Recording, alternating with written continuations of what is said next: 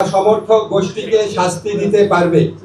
উপদেষ্টা পরিষদের বৈঠকে আন্তর্জাতিক অপরাধ ট্রাইব্যুনালে বাংলাদেশের আওয়ামী লীগ ও তার নেতাদের বিচার কার্য সম্পন্ন না হওয়া পর্যন্ত দেশের নিরাপত্তা ও সার্বভৌমত্ব রক্ষা, জুলাই আন্দোলনের নেতাকর্মীদের নিরাপত্তা এবং আন্তর্জাতিক অপরাধ ট্রাইব্যুনালের বাদী ও সাক্ষীদের সুরক্ষার জন্য সন্ত্রাস বিরোধী আইনের অধীনে সাইবার স্পেস সহ আওয়ামী লীগের যাবতীয় কার্যক্রম নিষিদ্ধ করার সিদ্ধান্ত গ্রহণ করা হয়েছে।